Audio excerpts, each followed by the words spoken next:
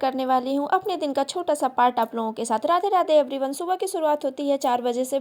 तो सुबह सुबह उठ के सबसे पहले अपने बालों को सही करती हूँ, उसके बाद अपने हाथों का दर्शन करती हूँ, क्योंकि कहते हैं कि सुबह हमारे हाथों में ब्रह्मा विष्णु महेश तीनों लोगों की छवि होती है। इसलिए सबसे पहले उनको प्रणाम करके बाहर निकल के आती हूँ। तो बाहर अभी अंधेरा रहता है, मैं लाइट्स ऑन करती हूँ। कभी कभी जो सुकून अंधेरे में मिलता है वो सुकून उजालों में नहीं होता है, और ब्रह्म मुहूर्त में उठने का सुकून ही एक अलग होता है। सबसे पहले अपने मुंह को धुलती हूँ, आलस को भगाती हूँ। इसके बाद मैं नहा के आ जाती हूँ और थोड़ा बहुत श्रृंगार करती हूँ। श्रृंगार हम औरतों का असली गहना होता है।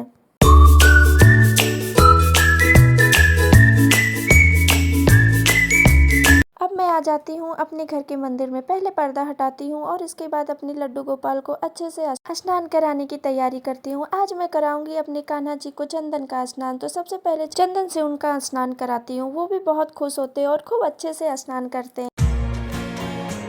देखिए मेरे लड्डू जी कितने प्यारे लग रहे हैं। मैं इनका श्रृंगार करके इनको सुंदर सा बाबू बनाती हूँ। इनको देख के मेरे दिल को जो सुकून मिलता है वो मैं आप लोगों से शब्दों में नहीं बयां कर सकती। कान्हा जी की भक्ति सबको नसीब नहीं होती और मुझे ये नसीब हुआ है। मैं इसके लिए अपने आप को बहुत ही भाग्यशाली समझती हूँ। अब मैं करूँगी अपने कान्हा जी की और भगवान जी की आरती।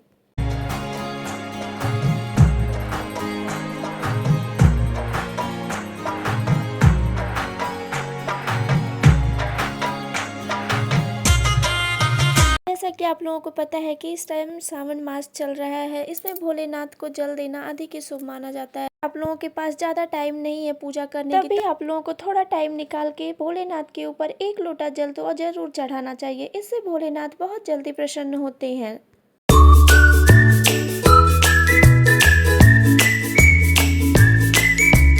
उसके बाद मैंने दिया सूर्य भगवान को जल। सूर्य भगवान को जल तो रोज अर्पित करना चाहिए। इससे सूर्य देवता हमारे ऊपर अपनी कृपा सदा बनाए रखते हैं।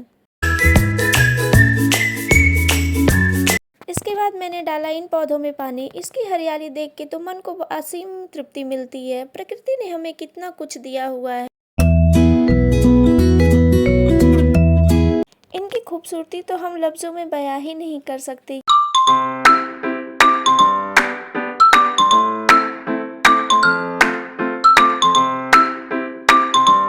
इसके बाद मैं आ गई थी किचन में। किचन में आने के बाद सबसे पहले मैं अन्नपूर्णा माता को प्रणाम करती हूँ। फिर मैं बनाने लगी सुबह की सुकून भरी चाय। परिवार के साथ बैठकर ये चाय पीने का आनंद ही बहुत अलग होता है। हम हाउसवाइफ लोग हमको देख रहे होंगे, वो इस चीज़ से रिलेट कर पाते होंगे कि सुबह की सुकून भरी चाय और अपने परिवार के साथ बैठकर पीने का आनंद ही कुछ अलग होता है।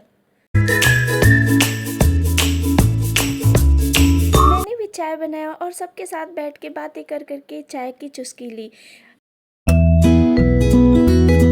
आ गई थी कपड़ों को धुलने। जितने भी गंदे कपड़े थे सबको वॉशिंग मशीन में डाली और मशीन चलाई।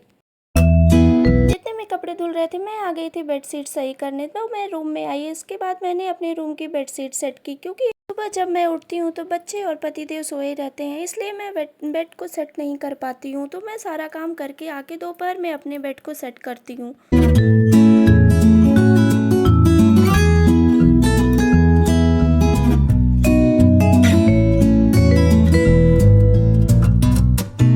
मुझे थोड़ा बहुत डस्टिंग भी करनी थी, क्योंकि ये आईना बहुत ही ज़्यादा गंदा हो रहा था। तो मैंने इसको कोलिन से अच्छी तरीके से साफ़ किया।